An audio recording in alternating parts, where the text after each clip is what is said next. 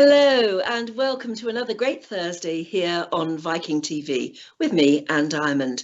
As you can see, I've just managed to get the Christmas tree up and I'm beginning to think about how to decorate it. I wonder, what is your family tradition? I've got a friend who's married to an Austrian and he insists that a Christmas tree should only be brought indoors on Christmas Eve, which frankly makes their Christmas Eve really, really frenetic, sometimes very hectic. But the decoration then becomes much more of a family activity. It doesn't just come down to mum or mom. Now, I won't see you again until the new year, but can you believe this is my 35th broadcast for Viking? Viking.TV, which is of course the brainchild of Viking's Karina Hagen. There she is, and that's our front page, and that's on what's on this week. Well, Viking.TV started way back in March, very much as a way of keeping everyone embraced as a community, loyal Viking cruisers and those who've always just aspired to a luxury way of seeing the world, expanding horizons and enhancing lives. And all of us, of course, so desperate that we haven't been able to travel and explore like we really want to this past year. For so many, of course, we must also remember it's been a terrible year, and many of us will be very glad to see this year out. And all of us, of course, want to pin our hopes on 2021. The first vaccines are already happening in the UK and Russia, and now the USA. Before we meet again, there will be more, even more practical vaccines. And today, the great British actor Ian McKellen, Gandalf from Lord of the Rings and so many other movies, well, he had his vaccine injection and he tweeted about it later. He's 81, he said, so he's priority because of his age. And you know, here in the UK, the Queen has not yet recorded her Christmas speech. Now, she normally always has done it by now. They usually do it at least by mid-November, but she hasn't done yet. And it's thought she's going to record her special Christmas speech, which always goes out on UK television at about 3 o'clock in the afternoon on Christmas Day. Well, it's been delayed. And they've said that it's because she wanted to be entirely up to date with Brexit and things like that. But, you know, I don't think it's anything to do with Brexit. I've got a funny feeling that, well, when you think of it, she's priority because of her age. She's 94. And of course, the Duke of Edinburgh, her husband, is 99. And I wonder if she wants to be able to say, I've had it done too, and encourage others to do so. So it's been a strange week. And it's going to be a stranger next couple of weeks, I think. But what an amazing year it's been, good and bad. But certainly the career of Viking TV since March has been meteoric. Already, Viking has won 3 industry awards. And then we're going to go on into the new year until we start sailing again, keeping you informed and entertained, and I hope enlightened and enthralled. Now, this week has been Viking's celebration of dogs and the amazing work they do for us and the way they love us and the way they care for us and become part of our families. But also, I think, bring us a little closer to our own humanity. Now, you already know, of course, that Karina loves her dogs. Oh, yes. Look at them. They look fantastic. They're looking right into camera there. And of course, Lady Carnarvon of Highclere Castle, who has been on Viking TV so much over the summer. There's Fiona and Karina with their dogs, who are, of course, all related. Well, they love their dogs. And even me, I love my little dog. She's over there at the moment. She's a bit temperamental. She's a little Bichon Frise, but she was a rescue. I actually found a dog that I'm not allergic to, and she's been with me a good 4 years now. I call myself a dog newcomer, but actually she's been with me about 4 years, and she's heading over because this is her moment to say hi. You're going to come here. Come and join me.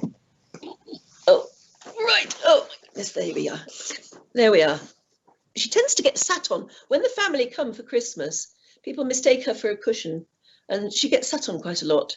But she's been a wonderful companion, and what an amazing companion she has been, particularly through lockdown when I was very much on my own for many, many weeks.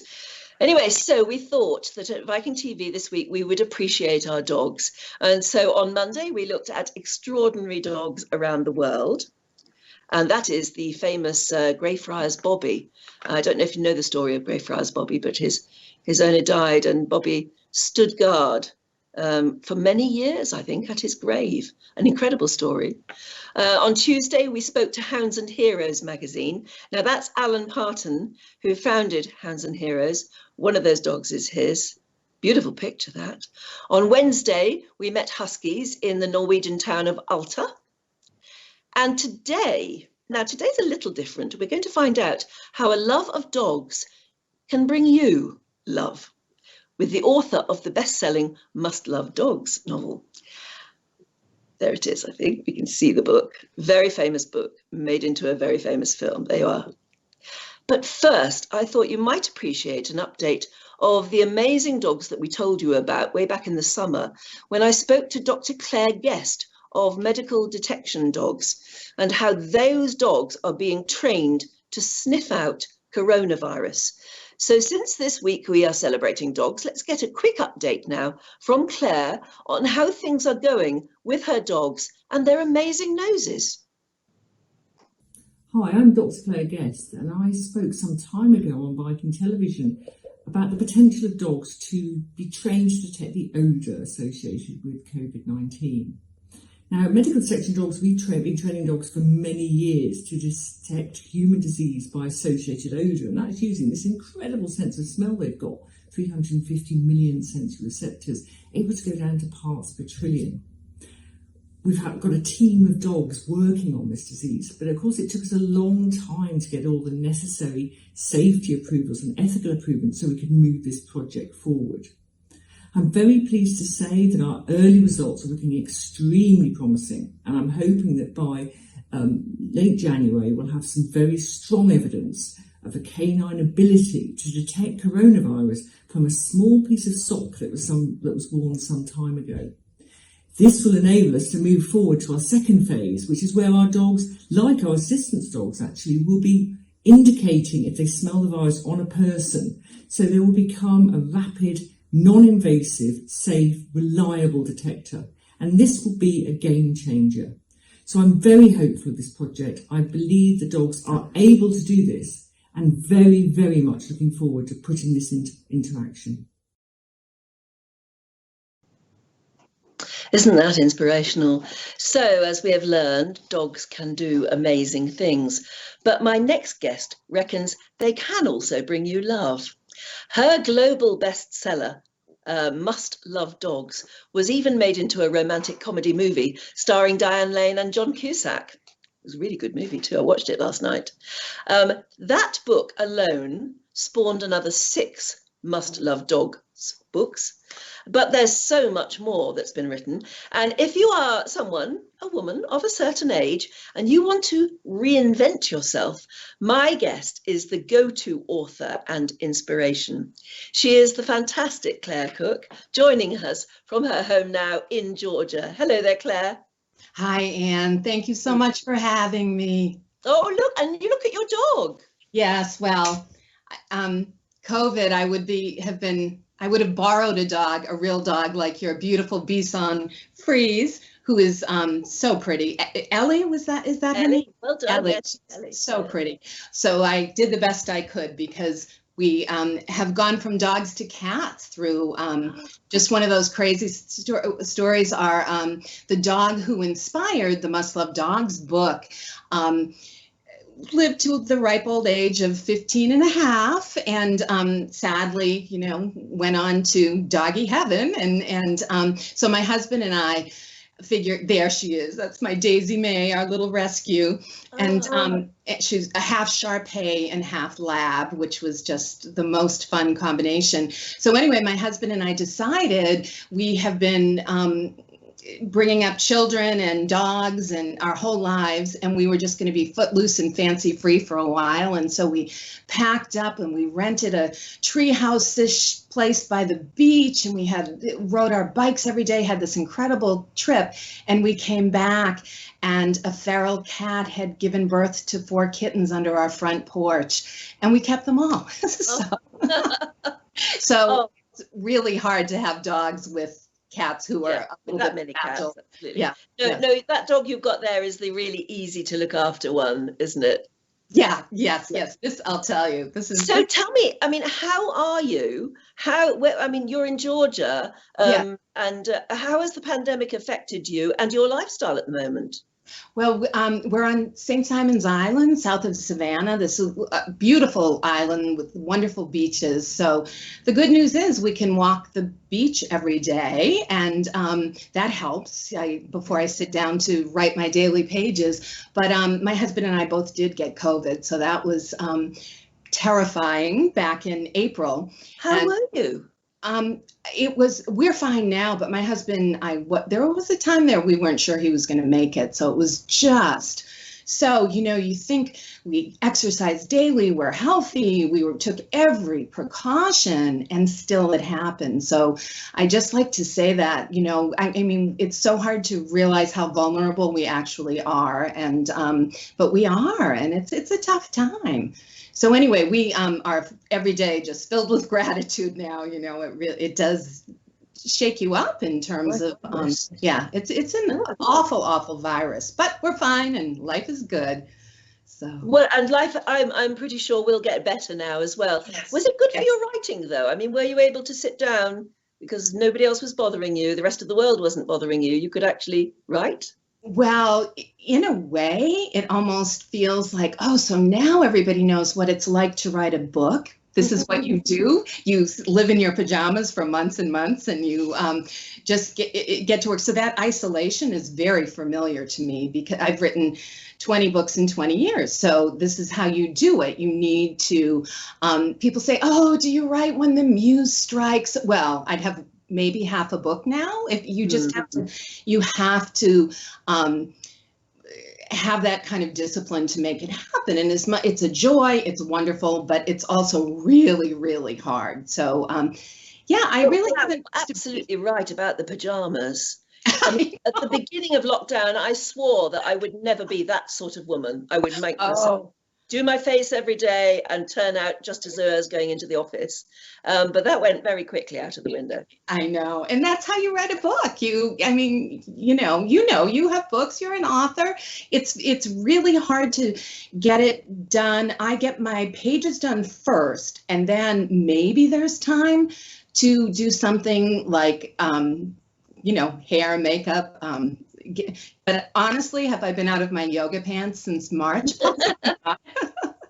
That's how you get it done. So if I know people, I'll get emails from people saying, oh, but I just can't do anything else until my house is clean. And I'm like, well, good luck, because what?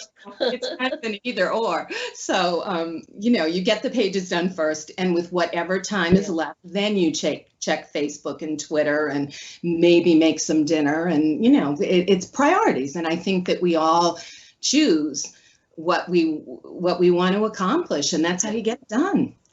So what about Christmas? Do you look forward to Christmas? To Zoom Christmas? That's what we're doing. Yeah. Yeah, we'll be, I'm okay. Again, the perspective of we're healthy, we live in a beautiful place. So we'll Zoom with our children, and I'm sure I'll be on Facebook with the rest of the world saying hi and Merry Christmas and Happy New Year and happy whatever you celebrate. And it's just, I'm okay with it. I feel like so many people are really suffering right now. Mm. I know that actually you do like to keep in touch with your, I was going to say fans, with your readers. But your readers tend to be very loyal readers. They like to come back to you. They like what you do, and they like to feel they're part of your wider family. I have the best readers in the world. I'm so grateful for them. I mean, they really have given me the gift of this midlife career of mine. But I also learn from them. I mean, that's what social media has done. That feedback is so immediate and wonderful. I can find out what resonates in a book, and people are always emailing and posting ideas for the next book. And you finish one and you're just climbing out of the cave and taking a breath of air, and everyone said, finished it, when's the next one? It's like, oh, please, can I just sleep for a week? But it's wonderful to have that. So, I never think of my readers as fans. I'm their fan, and I'm just so grateful, and I try to be really accessible. It's a different world. When I started in this, everything went through agents and editors and all of that. And now there's such beautiful direct contact. I love it. I'm really happy. So I do, I send out a newsletter, and I do book giveaways and just things to make it fun. So yeah, you do workshop. I mean, in normal times, you do workshops and things like that as well, because one of the overarching themes behind certainly your latest books have been the idea of women of a certain age being able to reinvent themselves. If that's what they want, they can do it. Yes. And sometimes it's a big reinvention, or sometimes it's just a tiny little tweak, like have more fun, So yes, I started very early teaching writing workshops, and then I would hear from people who would say, I'm not a writer, but it sounds really fun. Can I come too? So I ended up kind of tweaking them to reinvention workshops, which just includes whatever you want to do next. And certainly no pressure. If your life is perfect, stay and enjoy it. Wouldn't that be nice? So that is being, so I do teach workshops. I've done them around the world, and but they also come into my books. So I've written 18 novels, but I've also written 2 nonfiction books that more directly, one is Never Too Late, Your Roadmap to Reinvention, where I wanted to share, I always share tips through my characters, but I wanted to share a little more directly, because truly this is the career I almost didn't have. I mean, I hid from this. Well, exactly, and it's fascinating when I read about you. I find that you went to college, and you actually specialised in this sort of work, in writing, and yet it was fear that held you back. Oh, yes. I listened, and to everyone's negativity. I listened to get rid of Ellie because she's panting too much. Oh. I would offer to hold her if I could. So hard. It would sound very weird. So sorry. I did see a little. So yeah, I was on that track from the time. I'm one of 8 adult children, and so when you're in those great big families, you just want one little piece of the pie that's just yours. So I latched on to writer and followed that track fairly well, and then I graduated from college and just kind of panicked. Everyone kept telling me, I knew I wanted to write a book from the time I was a little girl, but everyone kept telling me it's who you know, you need connections, you da-da-da-da-da. And I just choked. I just hid from it. So I did a lot of other really fun things, but I was essentially hiding from it. And suddenly that, I think of it as sort of a midlife, tsunami that just hits you, that of all that stuff that you haven't done in your life, that you suddenly just have the guts to do it. So, and I've since met so many, particularly women, but certainly men too, with buried dreams. And we all have them. What is that thing you love to do before life got in the way? So finally, I was sitting outside my daughter's swim practice at 5:30 in the morning, and I just sat outside. This is the most embarrassing suburban story, in my minivan, and wrote the first draft of a novel. And I was incredibly fortunate that it sold right away. And I think it's just because I procrastinated for so long that the universe just cut me a break, and I didn't have to go through the rest of those messy stages, because almost. Yes, because that is incredible. Most authors complain that they had to keep going. They had to keep the faith in themselves. Yes, and were turned down by publisher after publisher. The first publisher you went to liked it. But the truth is, if that ever happens to you, anyone who's listening out there, talk to the second and the third publisher, because I practically gave away my first book. But you learn, and it got me out there, and it was very well reviewed. And suddenly my next book went to auction, and all these publishers wanted it. It was great. So, but I've made every mistake in the book, and it still has had a happy ending. So yeah, absolutely, it hasn't done badly for you. Your first novel, that was called Ready to Fall. Yes. I mean, it did well, but it didn't break that huge. No, tiny. It wasn't Zurich. Yeah. But then the second one was the one that's so famous, Must Love Dogs. So why the story? Why the title? Where did that come from? Okay, so this is another, again, so much is just being responsive and being aware and awake, and just, we talked about this a little bit before the interview, just you have a plan, but then you're willing to just veer off into another direction because it just happens. You know, you get these wonderful opportunities. So I was writing this book, and it was essentially about this big dysfunctional family, that the father was a widower, and he was always dating at least 2 women that his children knew about. And he was just, you know, fun and sweet, but also a real rascal. And so I knew it was going to involve the heroine had just gotten out of a 10-year marriage, and her family was trying to force her out into dating, and she just didn't want to go. She wanted to curl up in her pajamas and, you know, never get out of bed, you know, again. And so I had that set up. I knew it was happening. So I was writing, the older bossy sister writes a personal ad for her younger sister, who's the main character, and in it said "Must Love Dogs and Starlit Nights." It was just a line from the personal ad, a silly line, and everyone said, "Oh, I love that." And then I said, "Wow, Must Love Dogs sounds kind of like a title," and everyone said, "Oh, a great title, great title." And then I thought, "Oh, I better have some dogs in this book." So it really has been written. I love dogs, but I didn't plan it. And then suddenly there was a litter of Shar-Pei lab mixes that didn't make it into the movie because it was too complicated, that ended up starting. I'm like, what kind of dog should I put in? And I'm looking at this adorable dog of my own. So of course, Daisy made a cameo. And then there was a Saint Bernard named Mother Teresa, because that's brilliant. Thank you. Kind of having gone to parochial school, that was kind of my thing. But then when the movie was made, Gary David Goldberg loved Newfies, so the joke didn't really work visually. That's more of a book joke, so that was fine. But it was funny on the red carpet at the Must Love Dogs Hollywood premiere.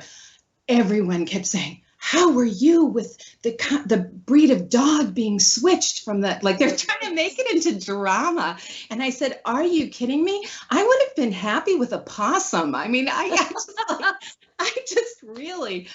this movie was so much fun. It was such a great experience, and it put my 2 children through college. So, there's from the Must Love Dogs, whose litter mates named Molly and Maeve played Mother Teresa in the movie. I was fine with it, but it just cracked me up that everyone wanted me to sort of make a big thing, you know, and I just feel that book to movie, in terms of adaptations, the director has the right to make his creative calls, and it's a gift to me every time that movie plays. More people discover my books. As an author, you just want to read your books. So they're not, you know, the book is smaller and quirkier, and the movie is an unabashed Warner Brothers romantic comedy. It's what they do well. And I thought they played very well together. They're 2 different experiences, but that's what it should be. It absolutely. I mean, as I say, I watched it for the first time last night, and it's a feel-good movie. It's beautiful, but it does make you curious about the author. And yes, of course, when we're coming up to Christmas, it's the ultimate Christmas present, isn't it? A good book. But actually, there is some. I know you say you happened upon the title just like that, but there is something about human beings that love dogs. Oh, it says something about you, doesn't it? Absolutely. And in the book, that becomes a big thing. I might have shown it another way. I think the dogs would have found their way into the book anyway. It was just such a perfect way to, dogs know who's real and who's just pretending to be, and dogs are such an important part of our lives and our hearts. And so it was I can't imagine the book or the movie, obviously, without dogs. And dogs have found their way into some of my other books. At least 6 more of those books. Yes, and now probably it's looking really good for a television series too. So Wow. yeah, there's interest from two different groups, so I think it might happen. And now suddenly, because of that, as you know, once something starts to happen, everybody's like, oh, good idea. So now there's actually interest in the Wildwater Walking Club, my other series for television. Yes. So I feel that that it's just one of those things. Dogs are just so important. They're just everything, but it's interesting just how it comes together. I can't say that I plan to put dogs in to make people feel this way. It just happens so spontaneously. And what I've learned to do as a person, I think, but also as an author, is just to stay open to the surprises. And it's also an insight, I think, into the sort of human that loves dogs. It does say something about you, doesn't it? Particularly if you're going on a dating website and you're trying to describe yourself or whatever. Yes, and in the book, I don't know how much this part comes out in the movie, but certainly in the books, you can tell the bad dates. You can tell the Mother Teresa immediately knows who is the one that Sarah should not be involved with, and I think dogs are great that way, and cats also. I have to say that's what they say, isn't it? Yeah. I mean, they do say that authors should always write about what you know about. So have you ever been to a dating agency? Well, this is so funny. I've been married for centuries, you know. I think there was even personal ads back when I was single. But I did, as I was writing the book, I did make up a fictional character and sort of dabble and just to see what would happen. But I ended up, I'm so honest, I had to tell the people, sorry, this isn't real. I'm just writing a book. So I wanted to see how it would feel to be checking those messages. And then, of course, once I wrote the book and then turned it into a series, oh my gosh, I have heard thousands and thousands of emails from people saying, let me tell you what happened to me. Really good stories, I bet. And when I'm signing books, you know, if I'm at an event or something, people will come with their the person that they met and the dog that they met, you know, the dog that introduced them. Because so many people, I mean, if you want to meet someone, get a dog and start walking it. Yeah. I can't believe how many people have met their absolutely. Yes. I've certainly got one, I think two friends who've met their husbands through walking the dog. Absolutely. So it's just become the most fun thing. I think I have signed as many books, autographed as many books, and personalized them for people's dogs as for people. It's just become this thing. And people send me pictures of their dogs with my books. It's just become this wonderful joy that well, that hasn't worked for me yet, but maybe Wildwater Walking would. Tell me where did the idea for that come from? Very similar in a way. It's about women trying to reinvent themselves or trying to find themselves. Yeah. Well, the Wildwater Walking Club, that's the middle one. That's the lavender one. So Wildwater Walking Club, I just wanted. It started with a group of 3 women, one who had a corporate job and she took a buyout, and it was just one of those decisions. It was a good deal and she left, but her whole life had been her resume, had been her career. And she finds herself in her neighborhood looking around saying, oh, this is what it's like in the daytime. I haven't been here. And then she meets 2 other neighbors whose lives have imploded, each in a different way.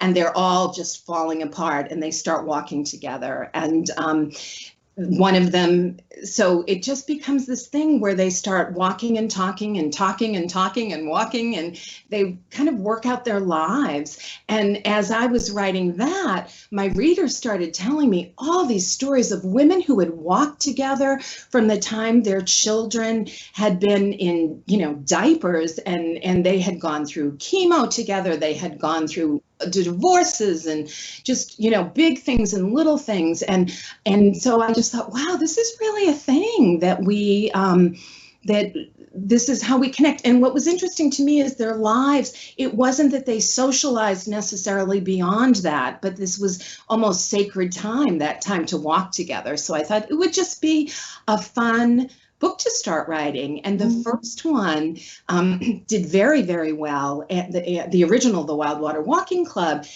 And again, what was so surprising to me, one of the women her family, the family had a lavender farm, and her mother died from Alzheimer's, and the father didn't want to let go of the lavender farm, but it was just too much for him. So this character, Rosie, dragged her husband and kids kicking and screaming to take over the lavender farm. So that's kind of why she's there. So at a point in the book, they needed to take off, and I had them, it was just one of those get out of Dodge girlfriend trips, just get me away from my life. And so they went to a lavender festival in Sequim, Washington. It's the largest festival in North America. And it was just I was just kind of saying, lavender is really fun. There's all this lore around it. It's a beautiful thing. And so it just kind of happened. Well, readers loved the lavender part. So when it came time to write book 2, I thought, I know I want to include lavender, so what won't feel like I'm just, it's all the same tone, what will take it up a notch? So, of course, Provence, the lavender capital of the world. And I just started poking around saying, this would be the perfect trip for them. How can I get them there? Why would they go? This would be really fun. And there are also many plot reasons that they have to take this trip. And so I started looking, and that's how they ended up taking a Viking river cruise from Lyon to Provence. And yes. And, that was completely coincidental. You just thought, right, who cruises along that area, and you went for a Viking river cruise and put your plot on a cruise ship. Well, it just felt right for these particular characters. I thought, how would they do it? But always when I'm deciding what to write, I'm thinking, what would my readers enjoy? And I felt that so many of us think, oh, what would that be like? Would I like it? Would it be? So I wanted to take them along vicariously with the book, and it just worked out beautifully. Although I have to say, it was such a fun cruise, but I did spend a lot of time. I was going to say also, you could put it down as research if you like, but it gave you a really lovely experience. Absolutely. But it also is, and I don't know, this probably happens to you too when you're off interviewing people. People say, oh, that must have been so glamorous. Well, it's wonderful, but my head was filled with these characters. So it's like you should be living in the moment, but you're also saying, okay, now Rosie would do this, Tess would go here, Noreen. So it's almost like you're living your life on 2 different tracks, so which is fun also. But but if you wrote about that without actually going, you wouldn't know some of the things you must have discovered that then became important to the plot. And don't you agree? Oh, and don't you agree that those authentic details are everything? Even in fun books like the ones that I write, if something is off and you can tell the author has never been, for me, that's a red flag as I'm reading it. It flattens it for me. So I'm very, very careful. Again, even in fun books, those details are so important because you never want to disappoint your readers. That's right. So a lovely bit of research, smashing holiday. And I mean, those lavender fields are absolutely sensational, aren't they? And I have to say, another world.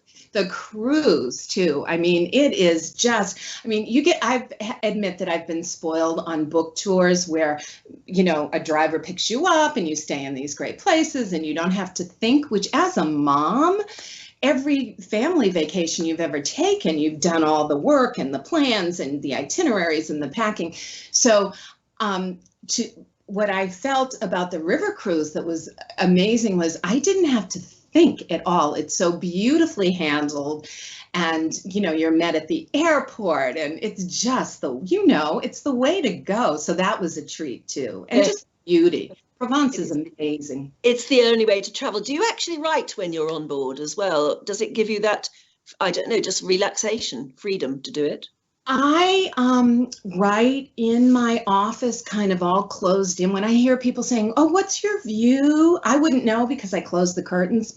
When I write, I'm completely in my own world. So what I did on all my research trips is I take a ton of notes, but I'm not actually writing the book, but I'm just taking notes and notes and notes that I may use. And sometimes because of book deadlines, I've actually written scenes and then gone out to do my research afterwards, which is kind of a flip. But by the time you take the trip, you know exactly what you need. So I found that either way can work. But I'm not the kind of person. I know people who they'll rent a beach house to write a book. I wouldn't. I'd be walking the beach. So I work in my own little world, and then I go have fun. And didn't you say earlier you've written 20 books in 20 years? Yes. That's astonishing. But I didn't write any books for 20 years first. I was I was 45 when my first book. No, what was I? Was I 45? Yeah, I was 45 when my first book started. Yes, that's right, because you all of the headlines about you say you then trod the red carpet at the premiere when you were 50. Yeah, I'll tell you, what a way to celebrate 50. I had friends who were kind of melting down about turning 50, and I was just like, oh my, this is just the best. See, that's what I was going to ask you. All of the friends you went to school with and the friends you had later in life when you were having your own children, when you were teaching, you must have often said to your friends, I'd love to write a book. I will write a book one day. Mm-hmm. How do they feel now about you? So, the interesting thing is I felt, and I like to tell people this because I know there are others out there feeling this bad about what they haven't done. I didn't talk about it at all. I didn't write anything. It wasn't like I was writing maybe short stories or thinking about novels. I buried it completely, so that I always joke that if I owe you a thank you note from back then, sorry, I didn't write anything. I mean, I just couldn't. And I find now, I'm hearing now, it's really not that uncommon.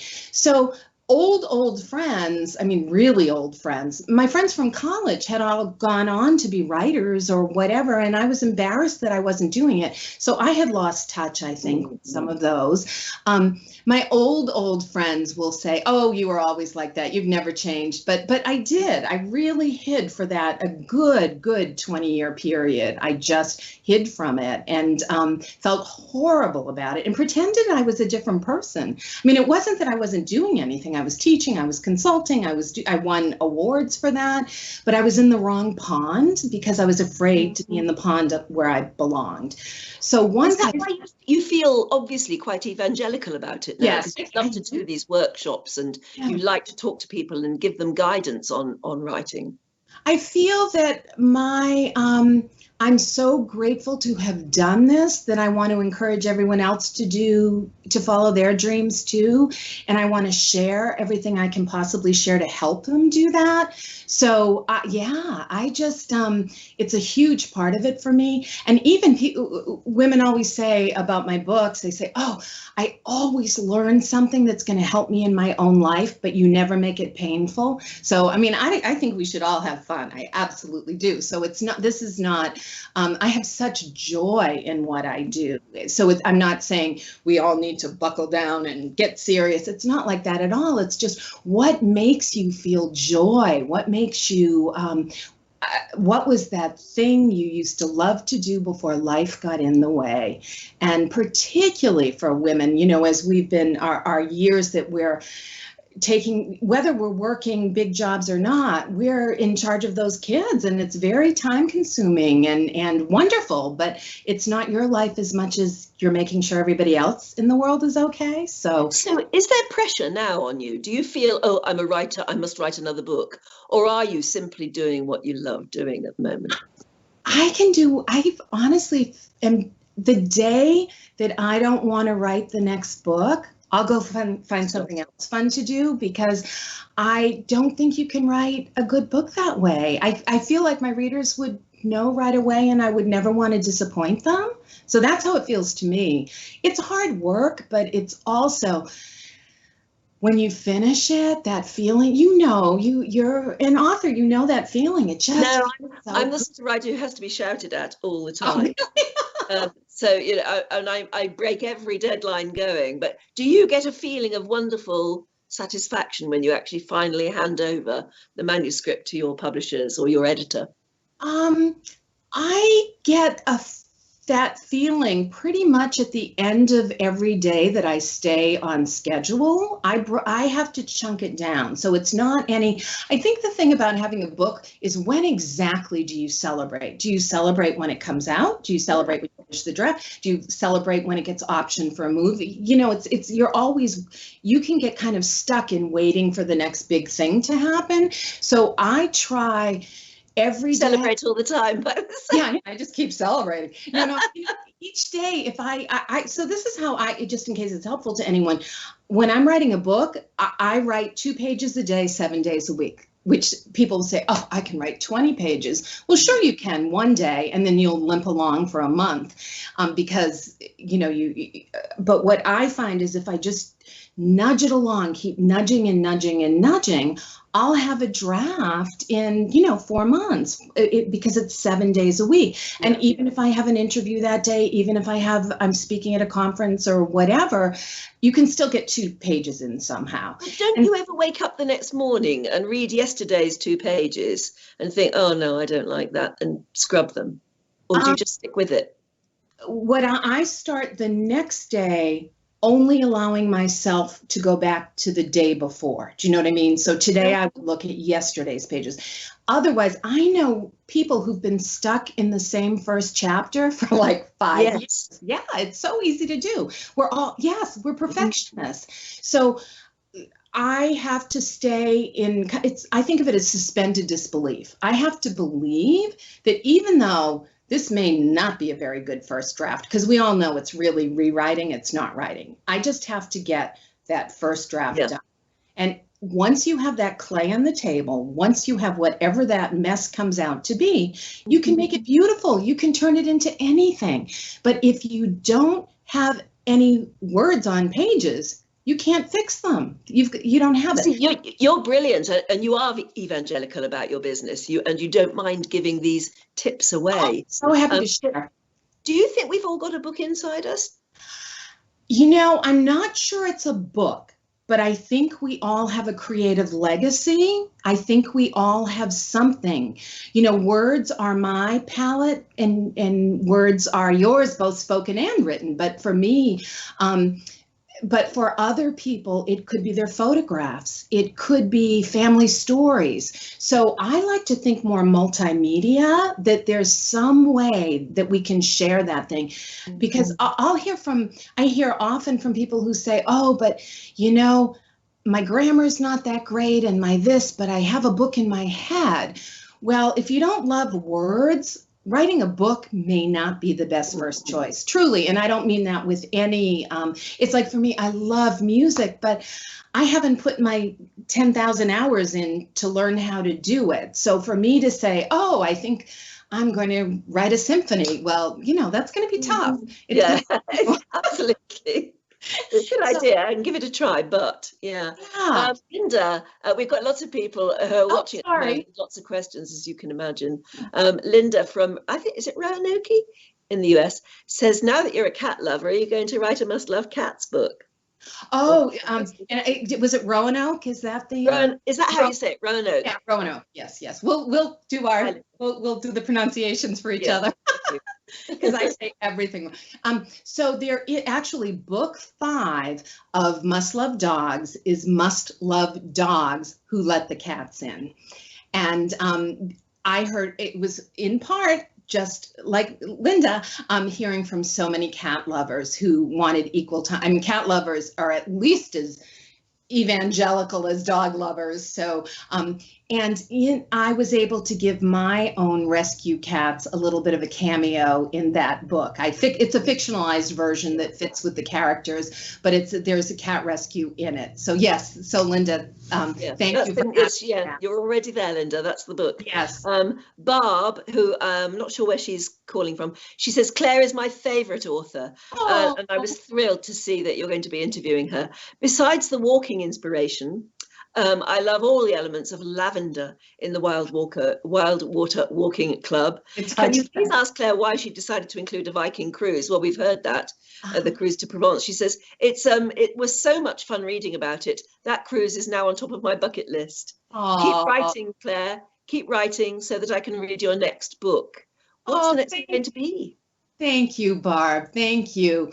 And thank you for saying that. And I promise she's not related to me. I don't think I have a Barb in my family. So what's the next book going to be? I'm sorry. I missed that part. I apologize. So I am sort of on 2 tracks now, which I don't usually do.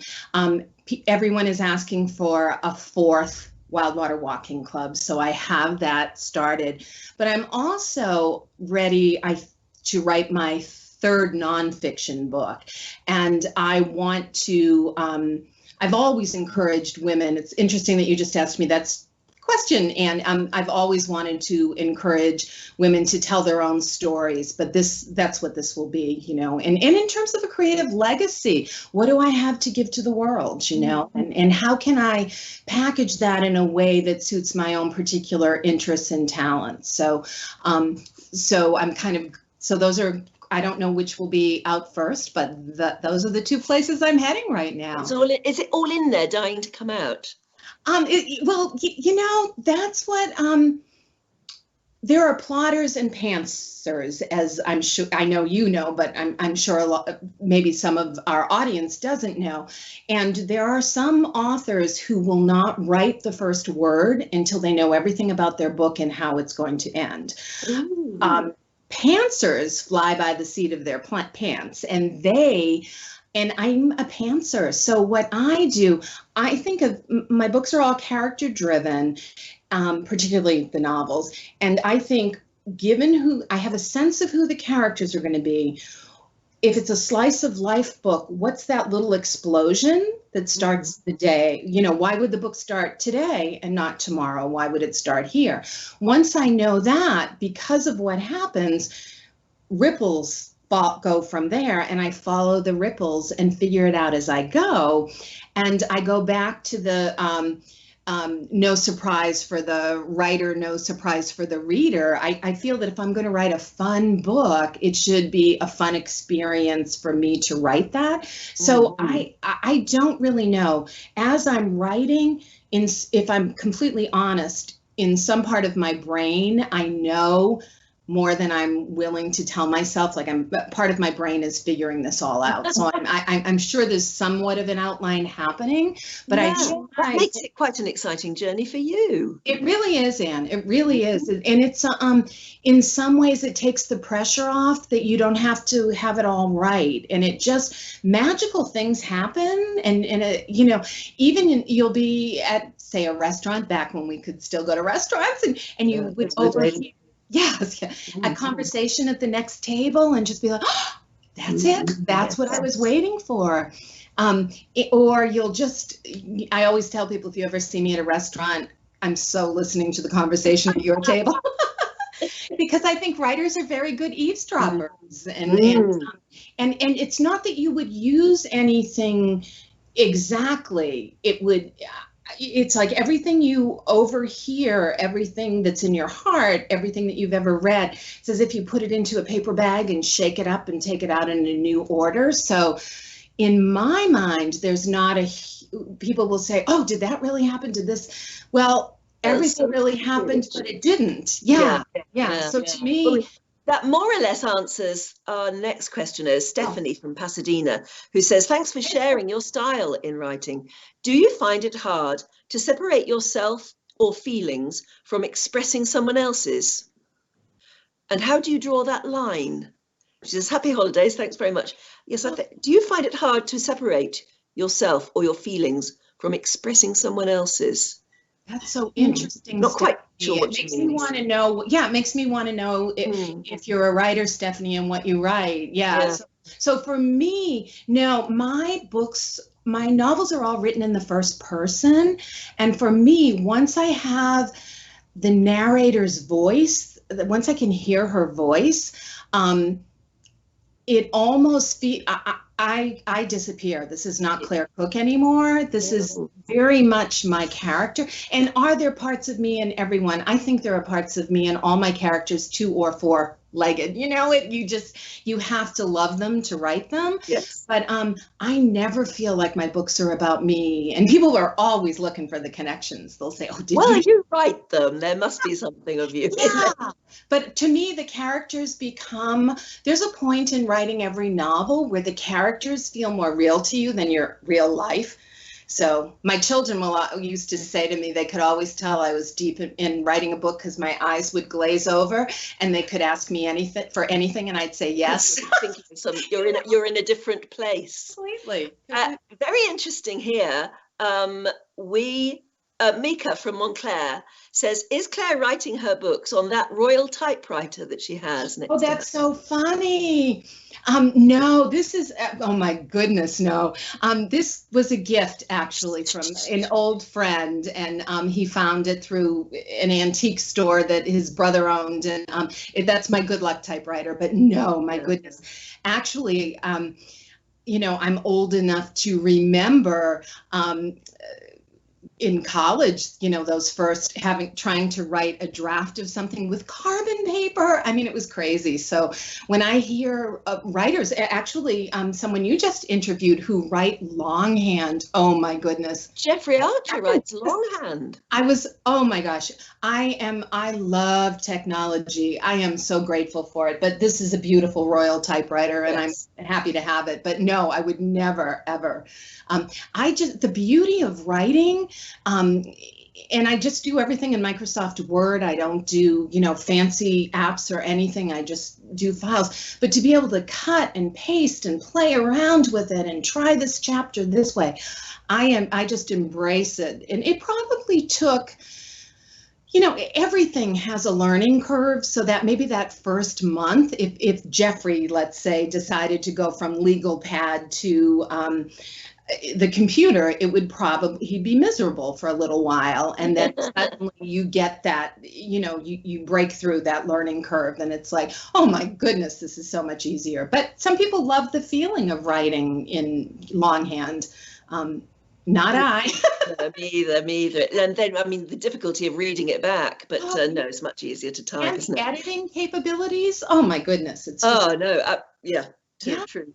Sylvia from Titusville says, do people contact you about the effect your book has had on them? Have you brought people together? Have there been love matches because of your books? Oh, interesting.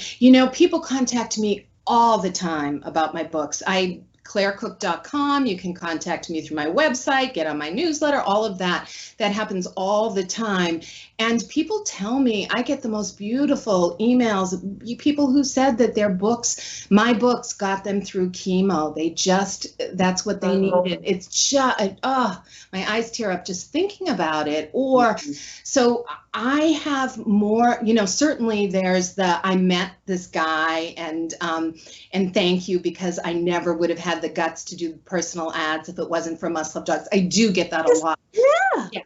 But I also get real poignant ones I think because my books are about, I think of them as 40 to forever women, and we can start to feel invisible. And I think our stories matter, our lives matter, and ordinary lives are important. We can get the celebrity culture is so pervasive. We can start to think, oh, I'm too old. My life is, oh my goodness, I am so happy to be 65 and having a blast. And it's getting better. And I've been very, my books have been embraced, I think, because the readers are my contemporaries. So yes. The big readers are women over 40. But overall, your message is very positive, even though obviously we follow your characters going through their ups and downs. But the basic message is positive and aspirational. It certainly is to me. It's the idea that, 65, 66, I'm sorry, it's not the end of the world at all. And there's nearly anything you could do if you put your mind to it, if you really want to. Absolutely. There's so many. The world has changed. You know, I think a lot of the gatekeepers are gone, so we can just get these ideas and go. I love when I teach reinvention workshops, I always tell people the biggest thing is to rise above that negativity. You know, just there will always be someone who'll tell you why you should do what you want to do. You have to do it anyway. Just go, just do it anyway. But also, there's always people, I can see their eyes when I'm doing this class in person, and I see them. Some people can become really phobic about technology, and I think it's because if you grew up with it, it's not as threatening, but because we've bridged that gap, you can become a dinosaur in a red hot moment if you let yourself. So don't let yourself. It's real important. If you're not on social media, just pick one and get on one. If you're afraid of your computer, find a computer mentor. Just there's someone in your family who can help you. But you see, I mean, that's why it's so lovely that you are so open to helping people and giving them tips and trying to inspire and encourage them, because most people probably have that fear that you had yourself for the first 20 years. Absolutely. And if I can help someone else, I mean, I wish I had this information then. I thought I was the only one. I thought everyone else had their act together. I was just the only one. And I was really the only person standing in my own way all that time. And I'm not saying there have not been ups and downs. It is a roller coaster. If you're going to, it's not easy to get published. It's not easy to have a career like yours, but it's doable, and that's what I feel. Someone's book gets published, so why not you? Yeah. And if you're willing to do the work, and if you write the stories that are in your heart, and I mean, I work really, really hard. So I don't want to give the impression that, oh yeah, this was just a cakewalk. It really is hard, but wow, to challenge yourself and to do the things you love, nothing's better. Do you ever pinch yourself and think, wow, I did it. Yeah, don't you? I mean, look, yeah. Incredible. Yeah, I think it's good to be proud of ourselves. I really do. And do I want to do more? Sure. Yeah. And do I have days where I think, oh, I'm just an imposter and I don't know what, we all have.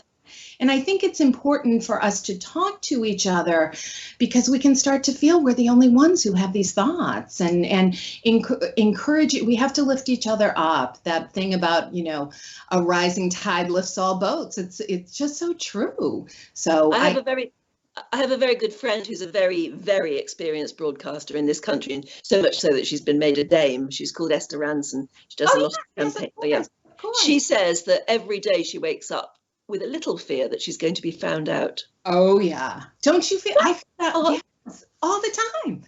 Or, and this is another thing. I try to the extent that I can to keep my blinders on and run my own race and not start looking. You can start looking around and seeing who has this and who has that. And again, social media, celebrity culture and all of that.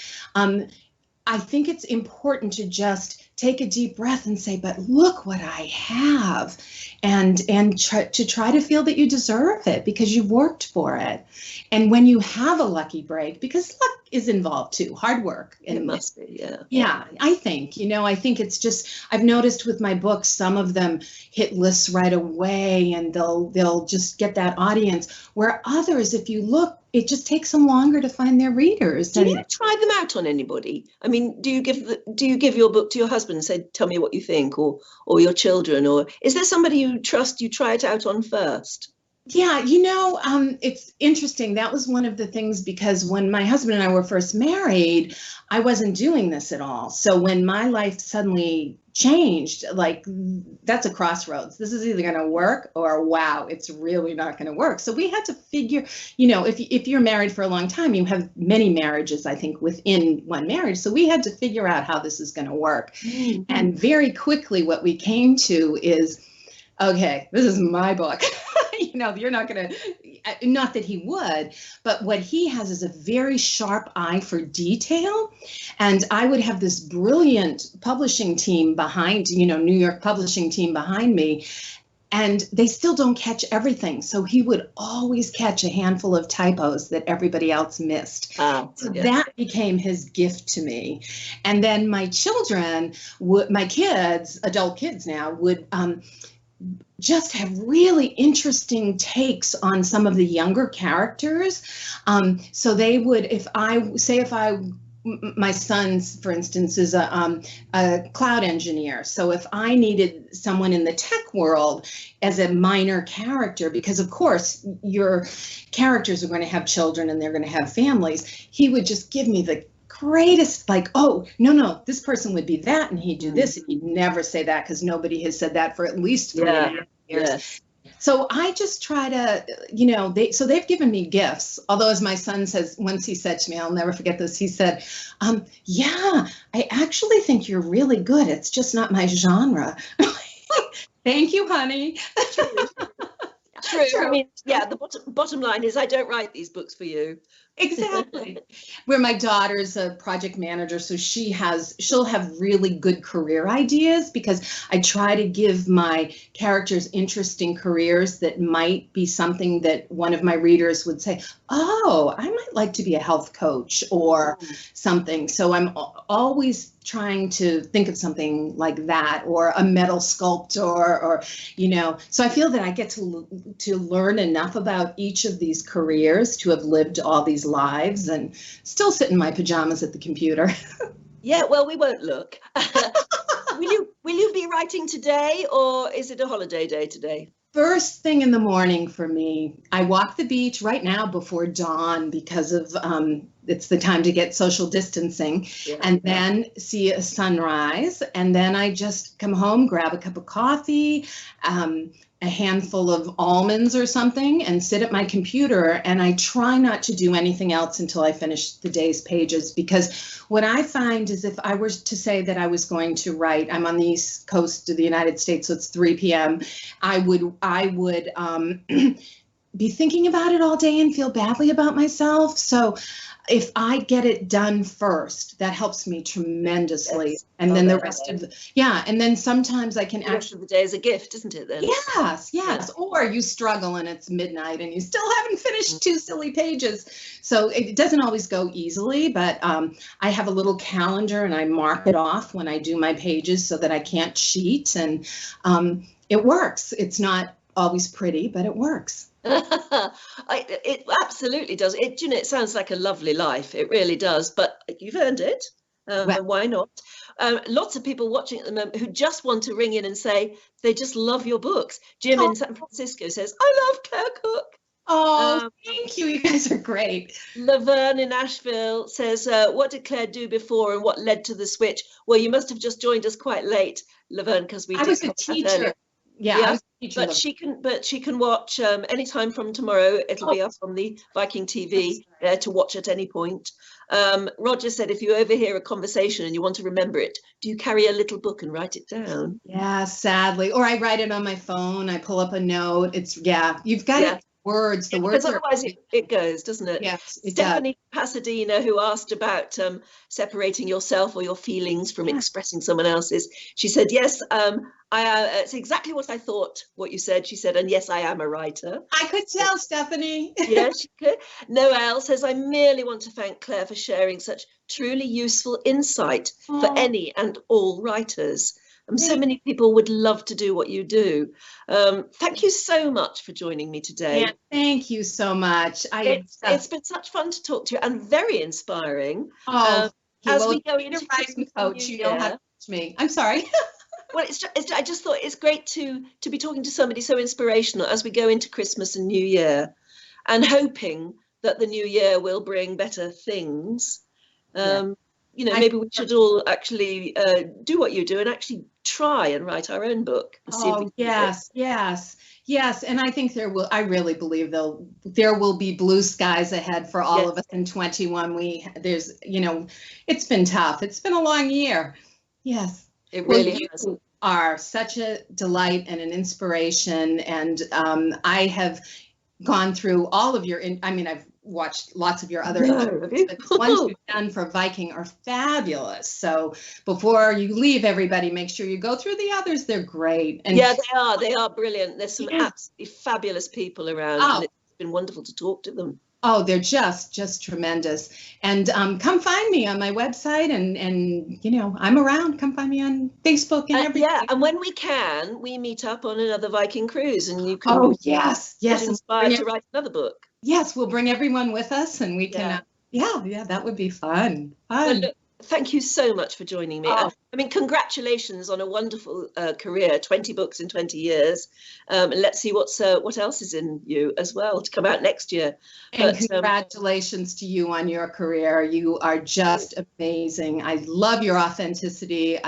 You're just such a good. No, it's true. It's so true. It's definitely, well, isn't it? I mean, and what is amazing is that I know it's been a bad year, but Viking were able to put this together so that we could talk to each other across the Atlantic. I might not have met you otherwise, but now I've met you virtually. I know, and I know we'll see each other in person. I know we will. We'll make sure we do. Yes, we can walk Ellie too. Yeah, you are wonderful. Thank you so much. Thank you for joining us. And as everybody has rung in and said, thank you so much for inspiring other writers, because so many people would love to have a go, and maybe you've given them enough to get over their fear. I hope so. And thank you, everyone, for being so nice and reading my books. And I appreciate it.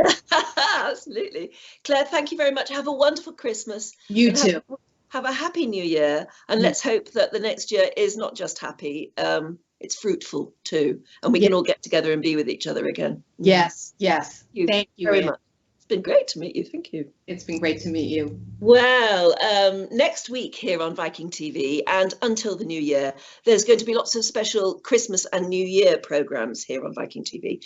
And then I'm going to be joining you again in January with another fabulous guest. Hear this. She's an extraordinary woman who has walked in space. She was one of the first ever to walk in space.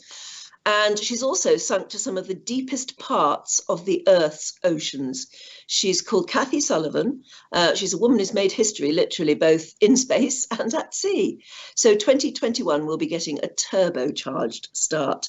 Let's hope to a really brilliant and bright new year. Please celebrate the holiday season safely and happily. And can I share something with you? Something quite extraordinary happened just before we went on air. Let me show you this. Karina Hagen has asked me to be godmother to one of Viking's ships, the Viking Venus. I think that's going to happen sometime in April. I don't think I've ever been so honoured. It's the most, that's a model of very similar. I think the Viking Venus will look like that. And I'm going to be godmother. So I'll share all of that with you because that's going to be an extraordinary journey in itself. And it's one heck of an honour. And I'm really thrilled about it. And it was a total surprise. So I just want to say, wow, what an end to a really amazing year. Like I said, I'll share all those experiences with you. But it's been an absolute honour to be with you for the last 35 programmes here on Viking TV. So from me and Diamond, Merry, Merry Christmas and a very, very Happy New Year. And shall I leave you with a flavour of France? Because Claire was talking about that lovely Viking river cruise that she went on so that she could learn more about the lavender fields in Provence. So this is what it's like if you were to go on that river cruise, seeing the sights from the deck of a Viking river longboat. Have a wonderful Christmas, won't you? And a fabulous New Year. And I'll see you in January. Bye-bye. Join Viking on a magical 8-day sailing between France's idyllic Provence and Lyon. Your voyage begins in charming Avignon on the Rhône River, where you'll explore the historic Palace of the Popes. Next, it's Roman ruins amid the quaint atmosphere of Arles, site of some of Vincent van Gogh's most famous works. Medieval Viviers is your next stop, followed by scenic sailing with views of rugged Défilé de Danzère. In Tournon, enjoy an old-fashioned train ride through the picturesque gorges of the Ardèche. While in beautiful Vienne, an overnight stay provides time to see sights including an impressive array of Roman antiquities. Then Then it's on to Lyon, a UNESCO World Heritage Site and gastronomic capital. Next, it's wine tasting amid fabled vineyards in the heart of the Beaujolais wine region. Before concluding your sojourn through the French countryside with a return to historic Lyon.